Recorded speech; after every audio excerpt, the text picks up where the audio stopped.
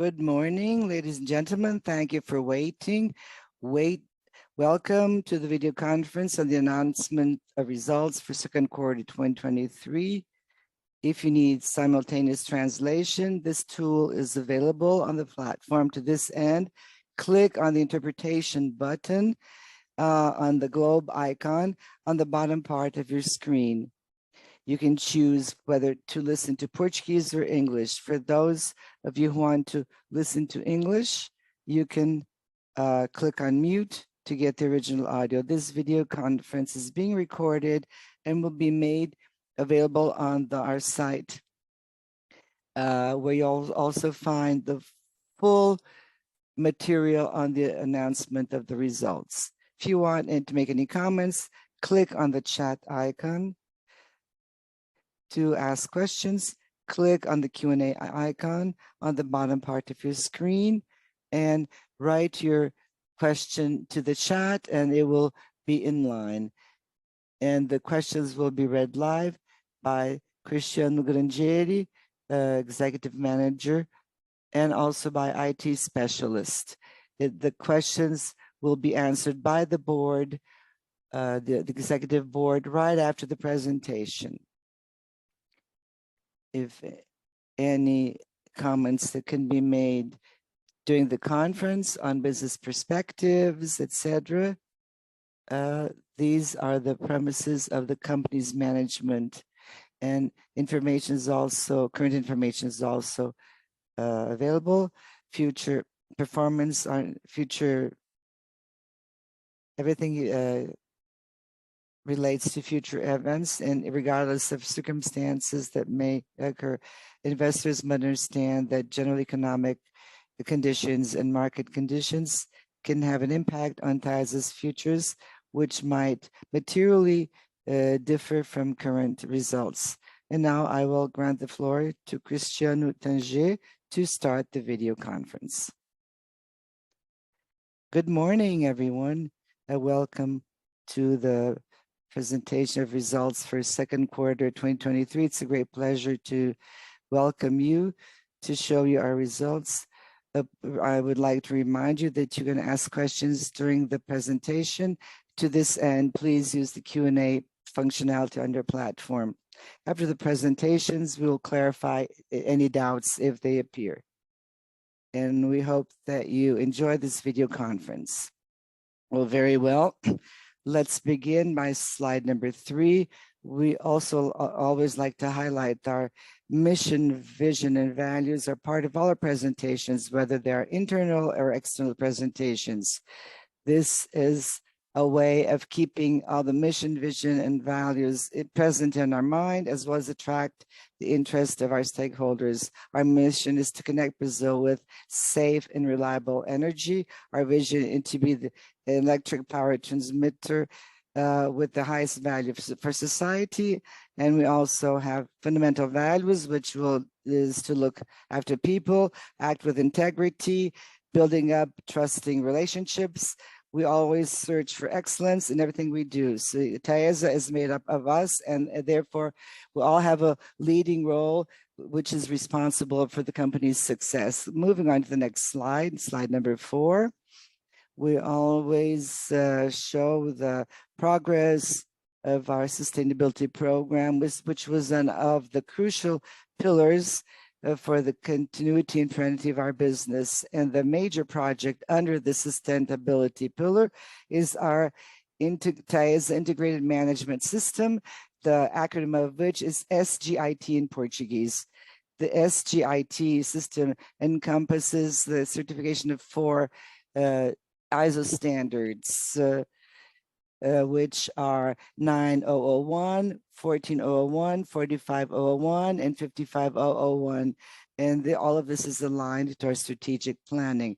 The objective is to improve our processes more and more, to ensure management quality, and to ensure the excellence of our activities. We have respect for the environment, the people, and the company is engaged and committed to and aligned with the benefits of the ESG system. All these projects encompass everybody and is one of the major projects of TAESA. There are various benefits, standardization, continuous improvement in the process. All the ISO standards demand this standardization of processes in companies, and it is the main legacy that will remain.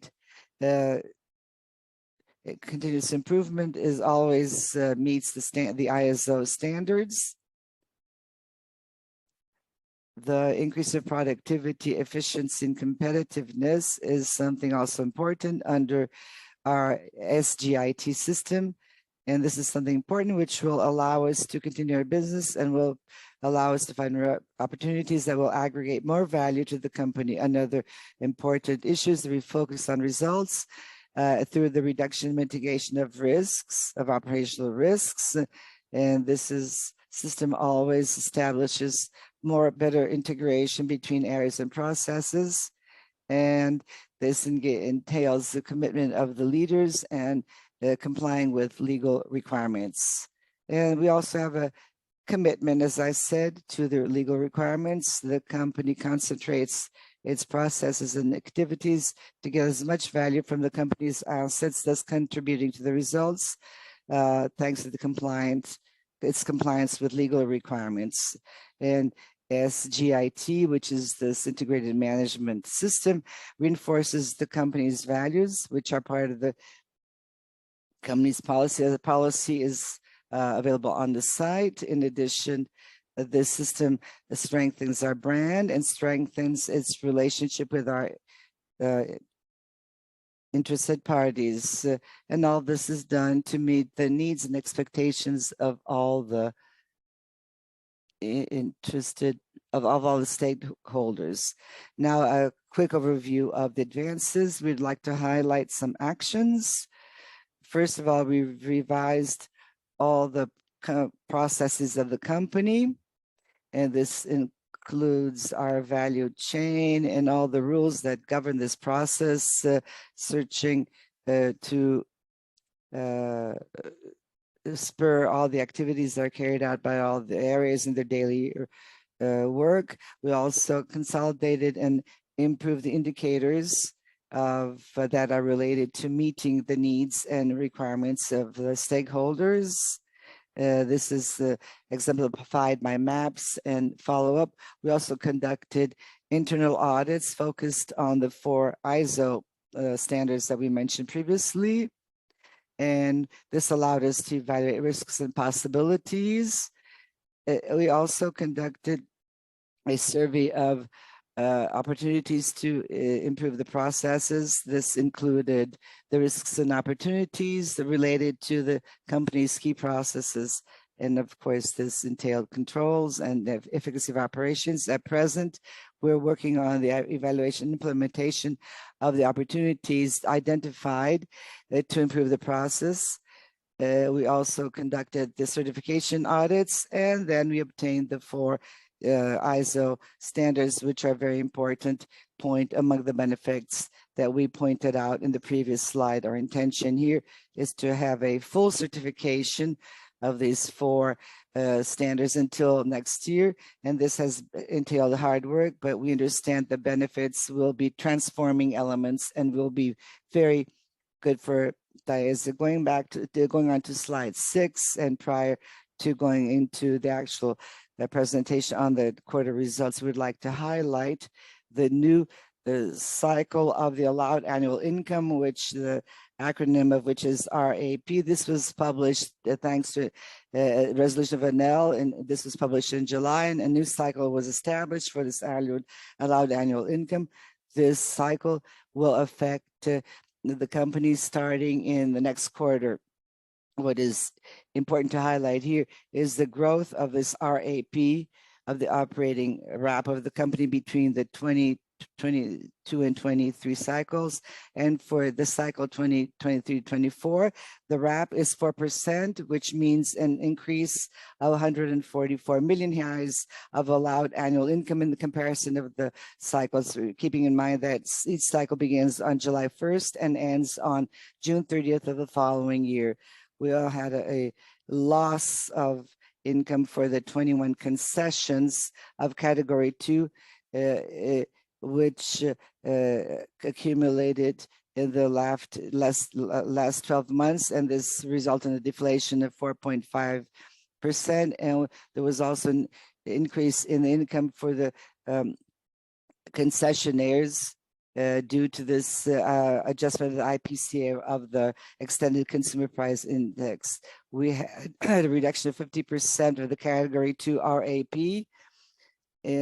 and this was in this range of 70 million reais, in spite of the deflation of the consumer price index and the reductions of the RAP for categories 2. We still enjoyed growth, which was motivated by the ventures that had been concluded and others that are being concluded. For example, such as Ivaí Santana, we're talking about 258 million reais of operating income in comparison. Comparing the two cycles, important data that this has provided positive results, and we have another 380 million reais of operating RAP because the projects that will be started up in the future cycles. So adding everything together, we're talking about more than 4 billion reais of contract RAP, so total RAP in current values. So this is a very important highlight for the company in terms of annual income. Another important factor is we went through the last effect of the reduction of 50% of the RAP under category 2. So there were no more future reductions in the current concessions. No more future RAP reductions in the current concessions. Now, slide number 7. Well, we will go specifically into the results for the second quarter 2023. And here we see the main highlights of the quarter.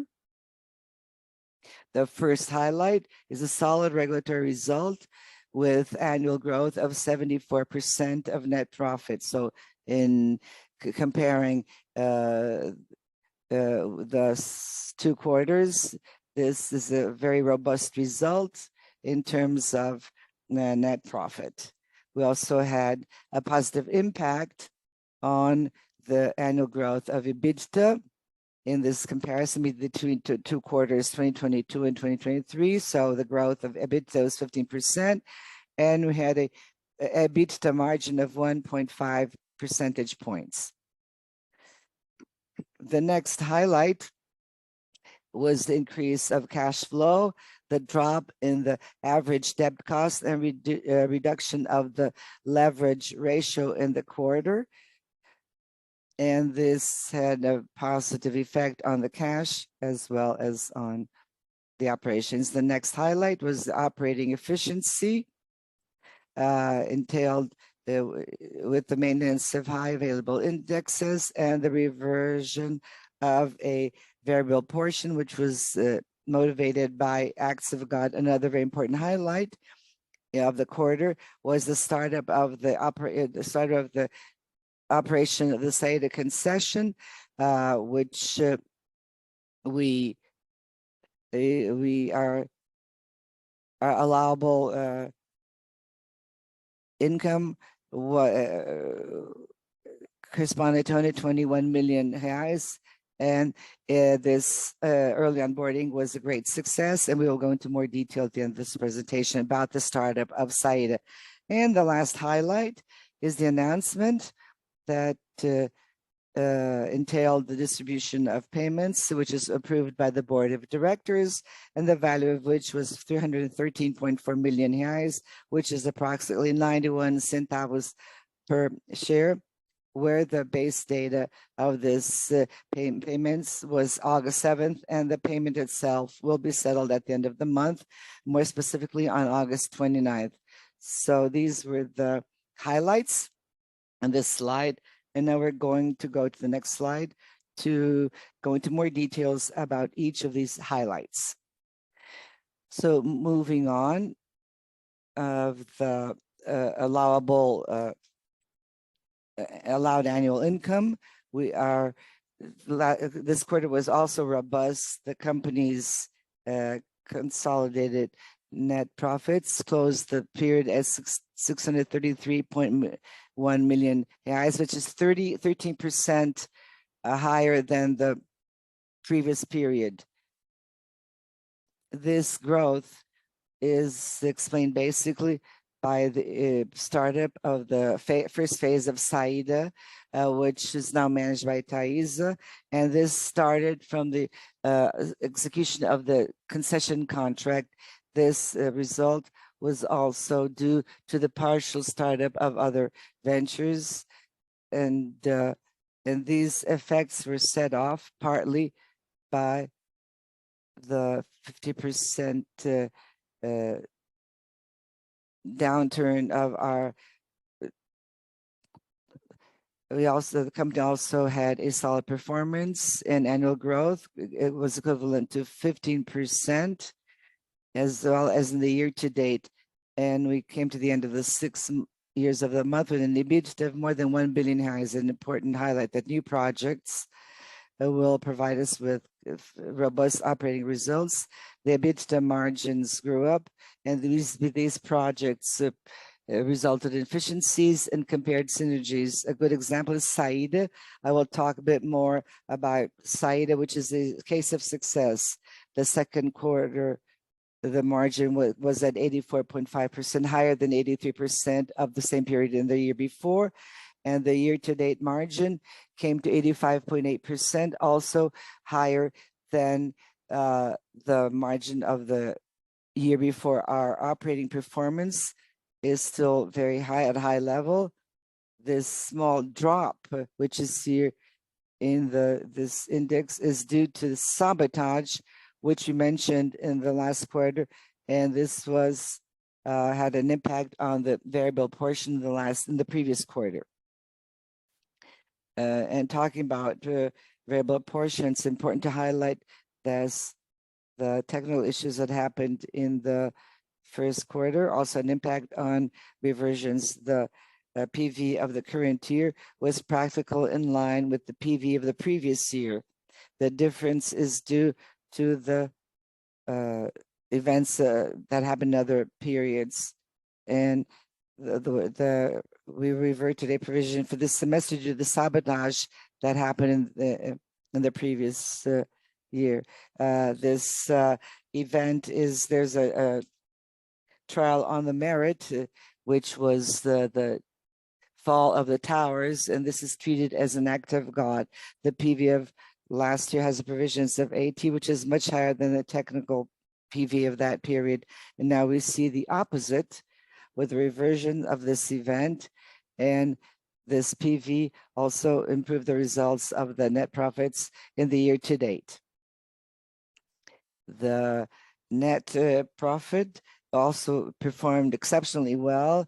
We recorded more than 246 million reais in the quarter, nearly 73.9% higher than in the second quarter of 2022. And the year to date, we achieved 461 million reais, also a significant growth of more than 60% in comparison to the year before. In the next slide, we will go into more details about this net income. Slide 9, we show the significant difference which the projects brought to the net income, the consolidated projects in the company, as well as the projects that had this impact due to our shareholding interest, had a positive impact and started to generate cash for the company.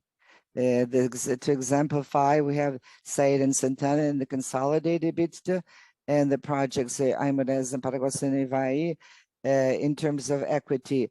And of course, to fund this growth, we had an increase in the net expenses, the impact of which was felt due to the decline in the IPCA, the extended consumer price index. So we grew by 60.4% in comparison to the second semester of the year before. Now, moving on to slide number 10, we're going to talk about the this is now the net income under IFRS. This net income came to 607 million reais in the semester. I would like to highlight here that we're talking about a net taxable income, so it's not directly related to our cash flow. The discussion here is on the contractual assets, which uses the present value concept, and all future revenues are insured by the concession contracts. So, however, this not reflect the cash flow of TAESA. The main effect that explains the drop in this net profit is related to monetary adjustment of the contractual asset, which is a corporate income. We have to like to remind you here that the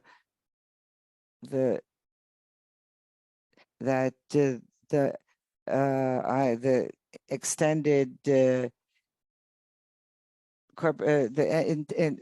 price index dropped, and the IGPM had an even more a sharper drop, and went to a cumulative deflation of 22% in the year to date. So we're talking about 6 months in comparison to the last 6 months. And this macro effect had a direct impact on the monetary adjustment of the contractual assets in the 2 semesters. In the net income, which has an impact, is present here, and there was an impact on the equity, which is the effect here. So what happens? The result of our anticipated expenses had an impact on the company's results. And it's also important to highlight that the new projects also had an impact, positive impact under IFRS, not only in terms of regulatory issues, but also under the IFRS that offset the negative impact of the monetary adjustment of the contractual assets. In slide 11, we would like to highlight the debt profile of TAESA. We have the historical net debt of the company on the, as well as the leverage ratio, which is calculated as the net debt over the regulatory EBITDA for 12 months. So considering all our shareholding interests, we have a total debt of 10.2 million reais, slightly better than in the previous quarter. Now the leverage ratio it dropped from 3.9 to 3.7, motivated by the cash flow. So in spite of total net debt moving sideways, the 12-month EBITDA improved significantly due to startup of some other projects, especially Saída and Ivaí. It's good to keep in mind that this high in the fourth period of last year refers to indemnization that we paid for lot number 5. And therefore this asset is now beginning to contribute to the improving the cash flow. And as it operates, this will be incorporated into 12-month calculation of this indicator. The cost of the debt is quite adequate with an average term of 4.7 years and an average cost of the debt of 4.3% post-taxes. This is better than the cost that was presented in the previous quarter. And the short-term debt is less than 600 million reais. Our cash position came to 1.5 billion reais, improved liquidity of 13%. And taking a look at the index of our debt, 60% of our debts are pegged to the IPCA and 34% to the CDA, the corporate rating on a national scale, which is followed by Moody's and Fitch, is the highest level, which is AAA, both with negative perspectives. And now to conclude our presentation, this is slide 12 to talk about the progress of the projects that we acquired recently. The main highlight was the conclusion of the first phase of Saída, which was concluded in a mere 3 months after the auction. The bid provided for 12 months of operations by the former concessionaire after the execution of the concession contract, and it was possible to include the full transition to our operation. And TAESA undertook the operation when the contract was executed. So we were able to integrate TAESA and SAIDA in a mere 3 months. As a result, we had savings of more than 15 million with this early onboarding, which generated competitive advantage and a significant efficiency. This was a coordinated effort. We involved all the areas of the company. There's 26 contracts were executed. In addition, we hired 21 collaborators ready to start working to work on these new projects. And this entailed a total receipt of 72% of the RAP. And this was one of the biggest operating assets of the company recently. We are very proud that we were able to deliver this early onboarding with success, because TAESA is made of all of us, of all its collaborators. And the status of the other projects, we, Anai and Pachiwai, are moving forward in terms of land use and the physical aspects. We are moving forward in getting the environmental licenses for Anai, and the projects are progressing as planned. So this is my presentation, and now let's move on to the question and answer session. Thank you very much.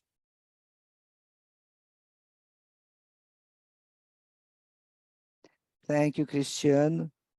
Now we will open up the Q&A session, which will be led live and with the participation of the company's executives.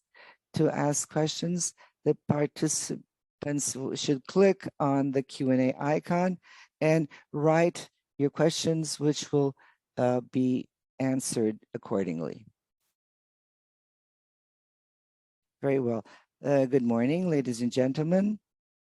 After my initial introduction, now let's start the Q&A session. We have Juliana from RI, our CEO André Moreira, Ronaldo Pecchio, our Paulo Fernandes, and the technical director. So all the entire executive board is present. So we already get some questions. I will start with one which was sent by Investor Marco on the dividends that we now announced on May 3rd after the general shareholders meeting. And there's an amount which will amount to approximately 26 million reais. The announcement of the payments of the dividends was made yesterday, and both dividends will be paid on August 29th. So this payment was announced. Thank you. I will start by answering the first question, what we got from Nayani Mendes, and I will ask our financial director to answer it. The question is, what will be the impact of the IGPM in relation to the concessions? Could you comment on this, please? Thank you for a question. Thank you for your participation. The IGPM extended general price index, we have to see some aspects. First of all, the level of the IASA's income was favorably impacted by the IGPM that was announced in the last few months. This is an important point because the indexes that we achieved in the last few months has been maintained. When the RAP for the next cycle was presented, there's something interesting to note about this. And the new projects in this cycle are already offsetting the effects of the drop in the IGPM. So we had 280 million worth of new projects and a negative impact of 100 for another important factor in relation to the IGPM issue is that we are observing a tendency that the IGPM will drop in terms of its impact in RAP. And with the new projects, the RAP will go, this participation will be less than 60%. In other words, For the time being, there is an impact of the IGPM, and this will be reflected in the financial statements and will be reflected in the company's cash flow. But the strategy and the participation that we have had in our projects has allowed us to have a favorable offsetting, but we have this offsetting, keeping in mind that lower index of IGPM also have a certain beneficial impact when we look at some of our costs, which are not necessarily pegged to the IGPM, but are pegged to other indexes. And this drop in inflation also benefits us in one way or another. Thank you. Next question. There are two questions. I will break these questions into two parts. The first question, is there a plan to bring the leverage to another level? And the second question is, the first question will be answered by our two executives. Thank you for your comments. The leverage reflects a set of strategies and definitions that the company has put into place in relation to projects and dividends and in relation to the debt. We understand that the current level of leverage reflects the status of the company. So our company has very solid basics in terms of cash flow, but we're expanding at the moment, and as a result, we need to implement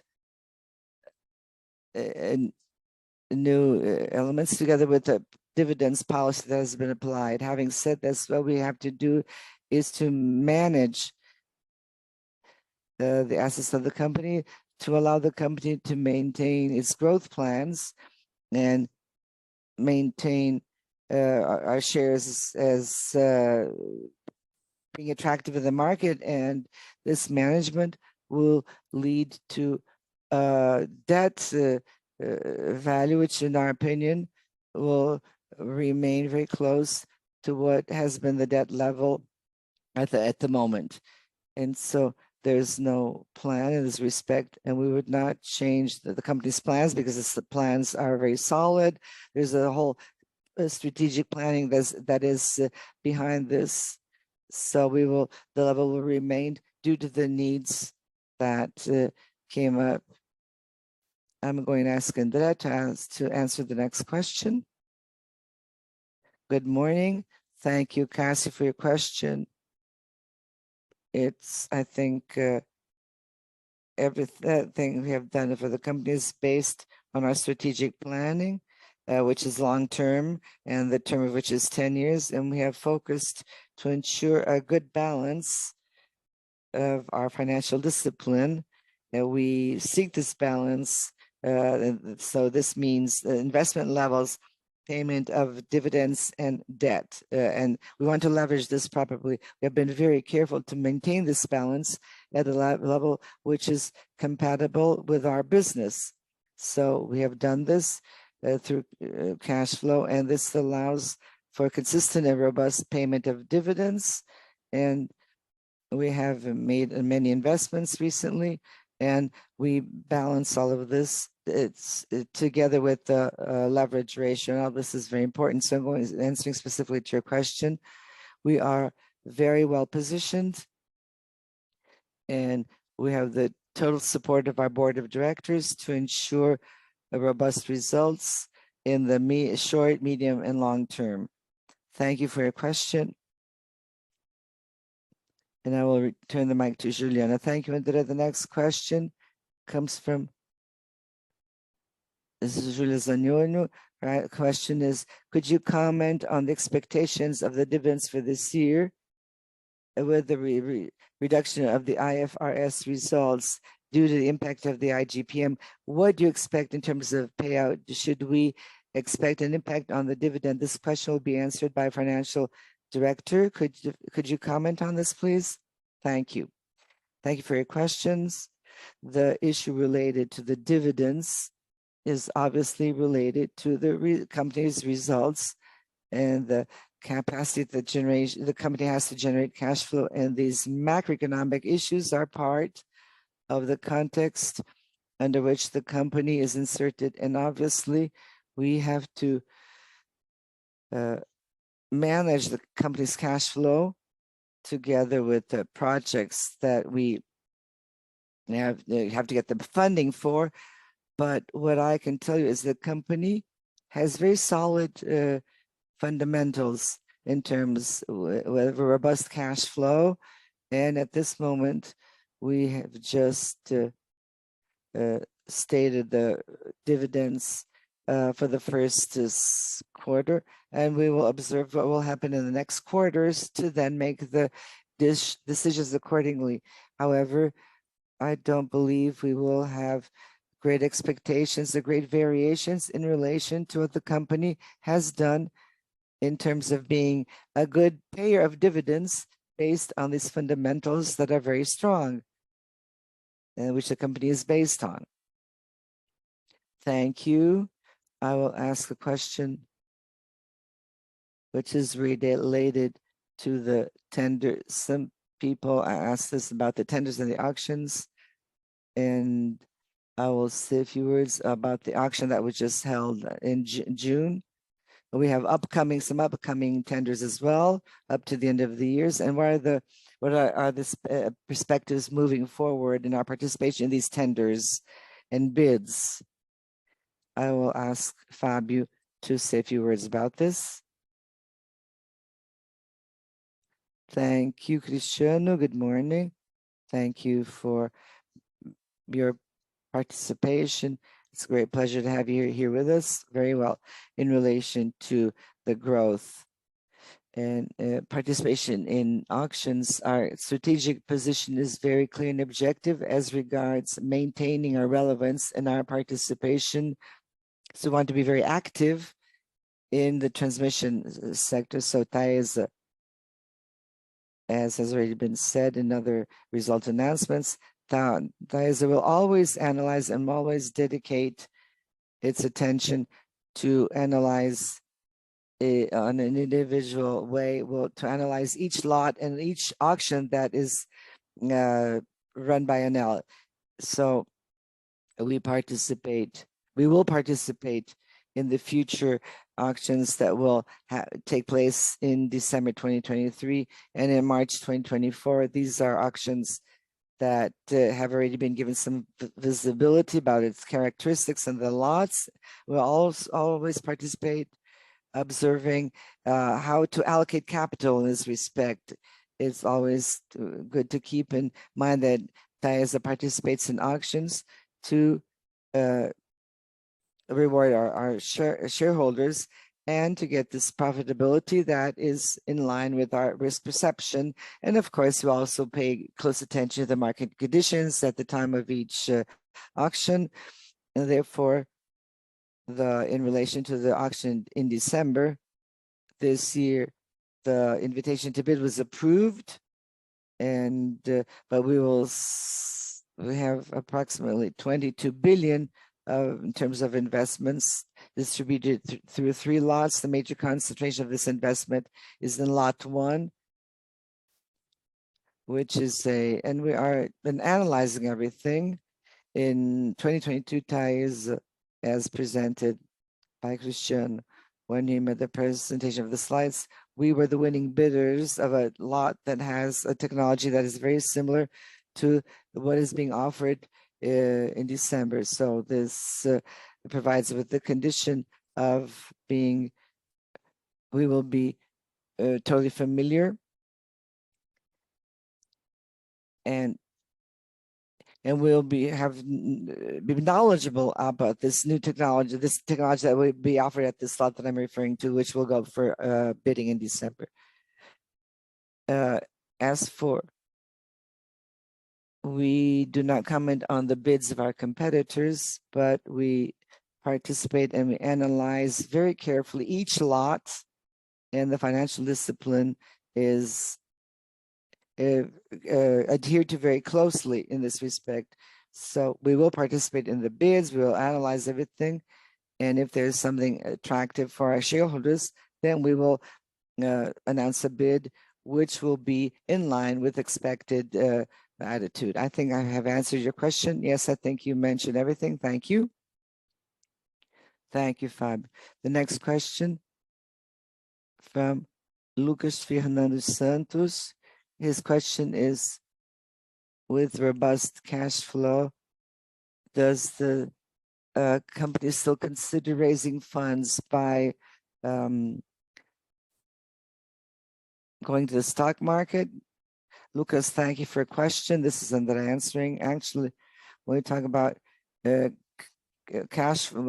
cash, it's an art, because we talk about cash every day, because we have to take into consideration all the possibilities, cash growth, capital investments, and so on. But for the time being, this mechanism is not being seen as a priority for the company. So this does not mean that we will not use this mechanism if there is some interesting opportunity and some interesting investment opportunity, for example.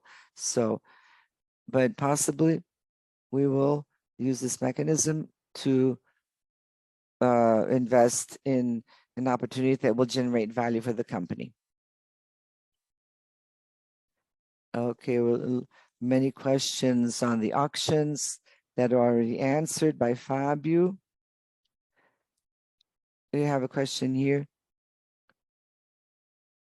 on, is there any actions of the TAESA to mitigate actions? We did not have this plan at the for the time being, but we have a very good governance plan in place, and we do everything to ensure transparency from the point of view of ESG especially. I will go to the question from Marcos Gomes. His question is, we talked about the auctions and we talked about the leverage, but he wants to know about this balance. How does the company balance out all these issues of leverage and IGPM and so on? So let's answer the question. Thank you, Marcos, for your question. Well, we already talked about some issues related to the company's growth philosophy. We want to grow. This is part of our strategic planning, of course, and the profile of the company, which is a good payer of dividends. This has fundamentals, and this mindset has to remain. But this balance between growth and growth has to happen under sustainable conditions through remuneration to our shareholders. All of this has to be reflected on as well. But within the company, what we do is we seek to maximize the distribution of results to the greatest extent possible, and we want to ensure our participation in auctions. This will ensure growth, keeping in mind that cash flows are a bit different when you have a change in dividends. You do not expect such huge impact in the short term.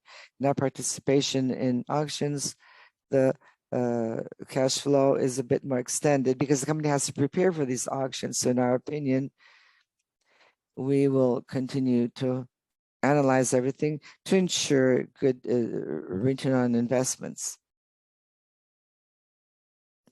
We are looking at some other questions. Some of them have already been answered. We have another question to be asked to the executives. Give me a minute, please.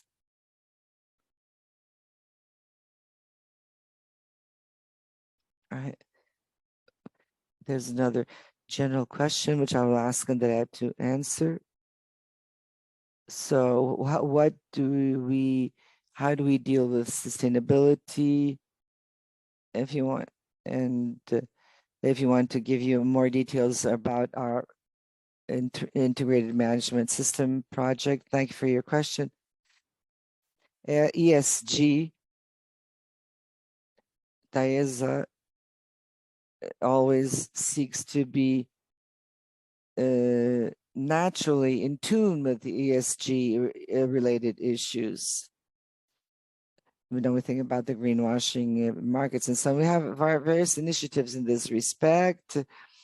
Our integrated management system is an example of this. We have all these ISO certifications that are related to asset management and occupational health and safety. So all this is connected to our initiatives in this respect. In addition, we have various other initiatives ensuring our governance,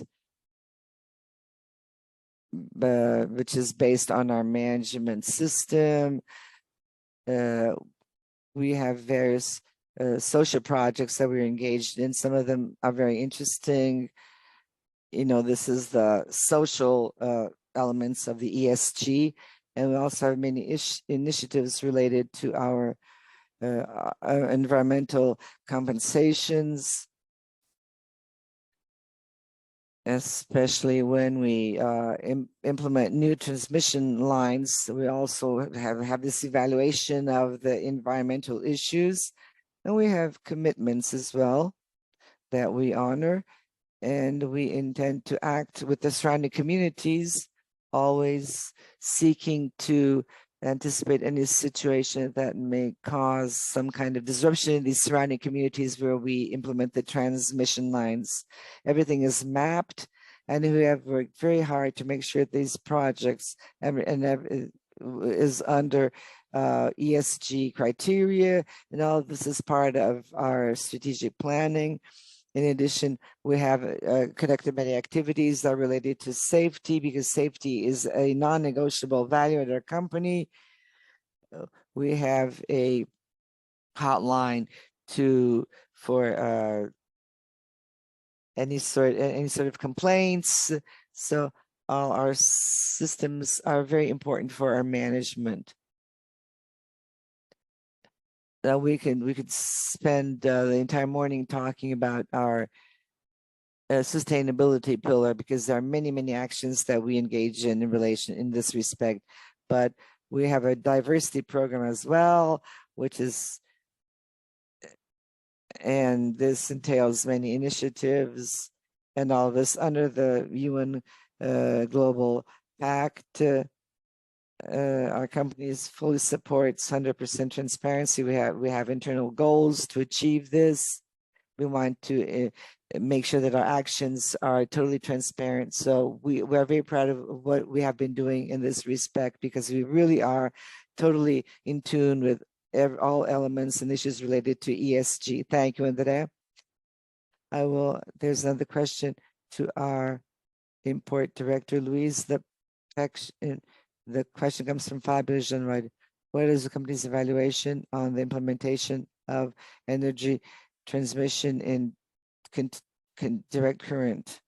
Is there anything innovative for this sector? Does the company have anything to add in this respect?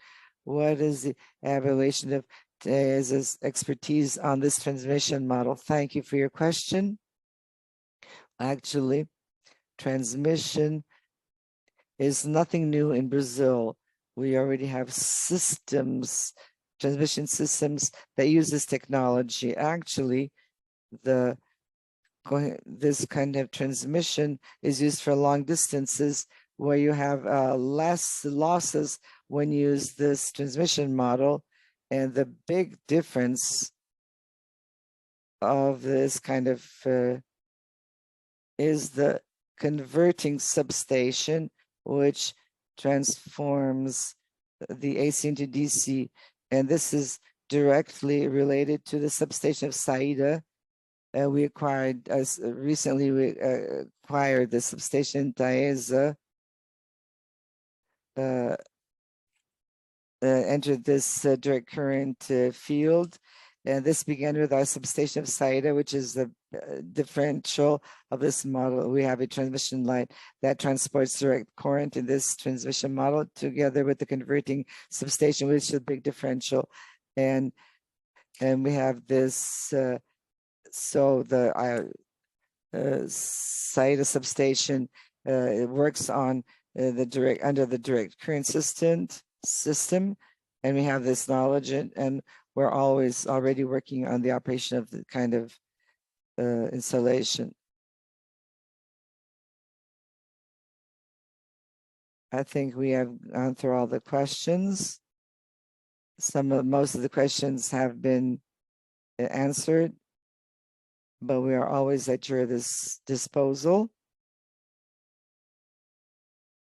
We have already received some words of thanks. I would like to ask all of you for taking part in this call, and I will hand over the mic so that we can hear the final comments, and thank you for all your participation. Thank you everyone for your participation again. We had so many shareholders participating in this call today, and this pleases, this is very good for us, and we're very proud of what we're doing. And I would like to tell you to keep supporting us, and we will promise to deliver returns consistently. Thank you very much. See you next quarter at any moment. So please feel free to contact us whenever you feel it's necessary. Thank you, everyone, and enjoy your afternoon.